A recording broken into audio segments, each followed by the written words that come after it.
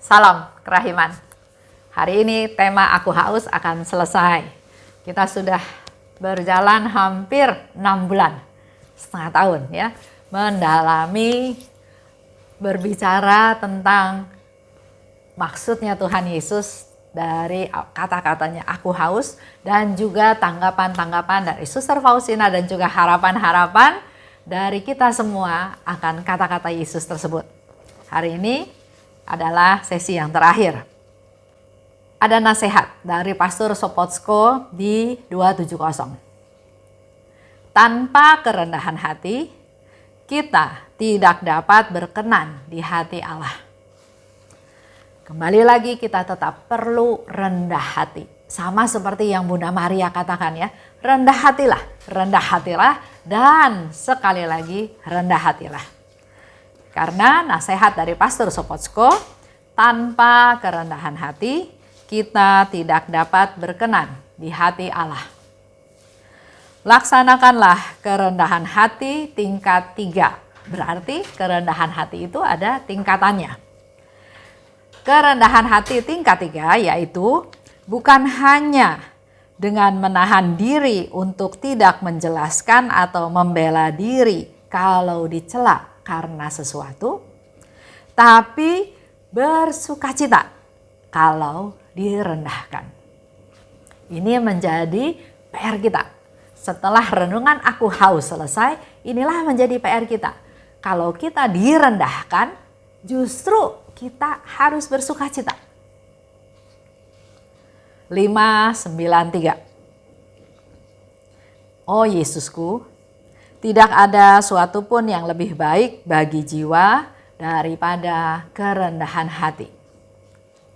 Dalam kerendahan hatilah terletak rahasia kebahagiaan, yaitu ketika jiwa mengetahui bahwa dari dirinya sendiri ia hanyalah kepapaan dan kehampaan, dan bahwa apapun juga harta yang ia miliki, semua itu adalah anugerah dari Allah. Kita nggak bisa sombong. Kehebatan kita, kemampuan kita, posisi kita, kekayaan kita, keterkenalan kita, itu semua dari Tuhan. Itu semua semata-mata anugerah dari Allah. Kita sendiri, kita ini adalah kepapaan dan kehampaan. Pernah ingat apa yang Suster Faustina katakan kepada Yesus ya? Yesus, aku sudah mempersembahkan semuanya kepadamu. Semua yang aku punya aku persembahkan kepadamu.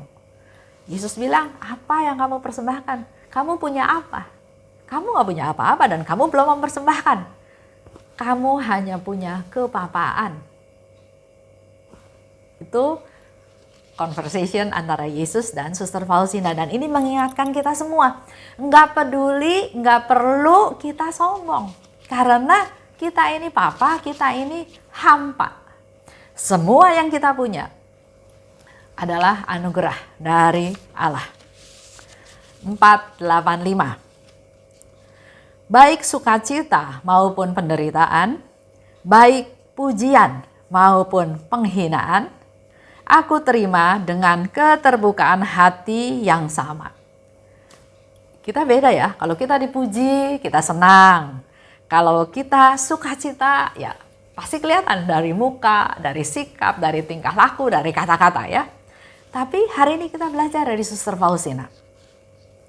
Walaupun sedang sukacita, walaupun sedang menderita, walaupun sedang dipuji-puji atau bahkan dihina, kita harus tetap punya hati yang terbuka, yang sama, menanggapinya sama. Aku sadar bahwa semua itu akan berlalu, betul. Penderitaan, sukacita, kegagalan, keberhasilan, pujian, penghinaan, itu semua sifatnya sementara dan semua itu akan berlalu. Apa peduliku dengan apa yang dikatakan orang tentang aku? Apa peduliku dengan apa yang dikatakan orang tentang aku?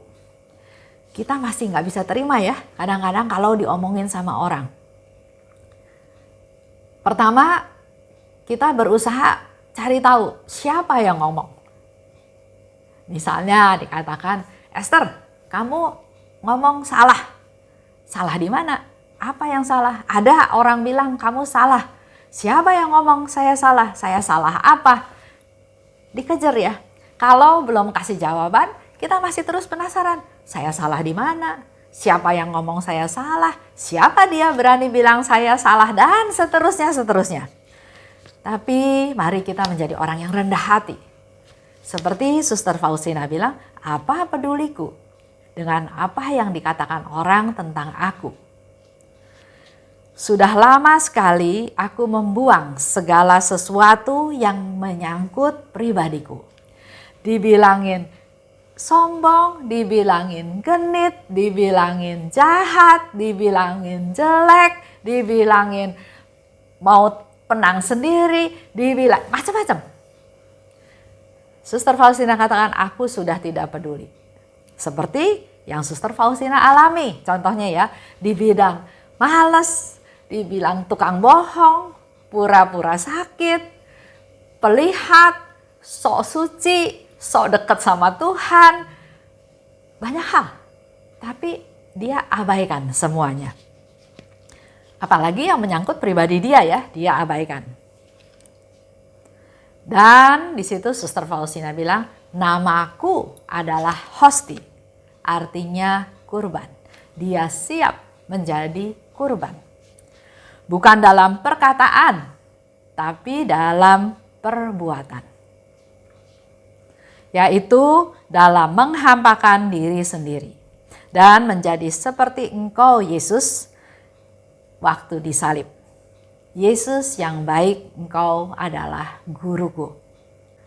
Itu pesan, sharing, harapan dari Suster Faustina untuk kita semua, para devosan kerahiman ilahi. Kesimpulan dari tema Aku Haus,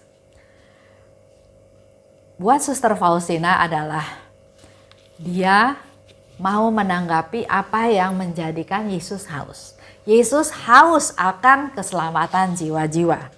Dan Suster Faustina menanggapi Yesus yang kehausan dengan keselamatan jiwa-jiwa dengan dia melakukan seluruh hidupnya dipersembahkan sebagai hosti, sebagai kurban untuk menjadi silih untuk memenangkan sekian banyak jiwa-jiwa.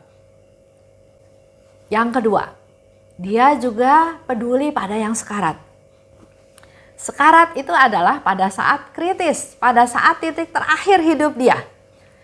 Akan pindah ke kehidupan yang kekal. Kemana? Dan ini menjadi sangat penting, titik yang paling krusial, karena orang ini nggak bisa balik lagi.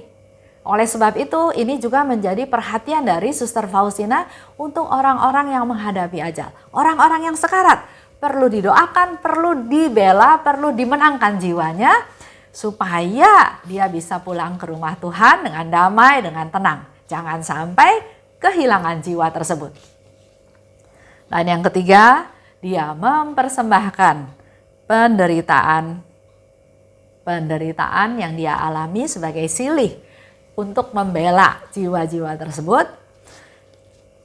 Di mana penderitaan itu kalau dia tanggung sendiri, dia nggak bakal sanggup. Oleh sebab itu dia selalu menanggung penderitaan itu disatukan dengan penderitaan Yesus untuk jiwa-jiwa. Pada saat dia menyatukan penderitaannya dengan Yesus, dengan penderitaan Yesus, dengan sengsaranya Yesus, penderitaan dia itu belum ada apa-apanya dibandingkan dengan apa yang Yesus alami. Dan kita ingat ya, Suster Faustina diberikan anggur penderitaan itu setetes demi setetes, seteguk demi seteguk. Karena kalau langsung pasti mati nggak sanggup menanggungnya. Dengan bertahap dia minum, dia renggut setetes demi setetes, dan dia bisa menyelesaikan semua penderitaan, permasalahan itu dengan baik. Suster Faustina adalah rasul kerahiman. Dia sekarang menantang kita semua. Mau memotivasi kita semua untuk menghidupi kehidupan yang berbelas kasih. untuk melaksanakan keinginan Yesus yang dikatakan oleh Yesus, aku haus. Kita menjadi bagian dari para devosan kerahiman yang berusaha untuk supaya bisa mengobati kehausan Yesus untuk keselamatan jiwa-jiwa. Supaya Yesus nggak haus lagi. Mari kita bersama-sama berusaha untuk memenuhi, untuk mengatasi yang Yesus katakan, aku haus akan keselamatan jiwa-jiwa.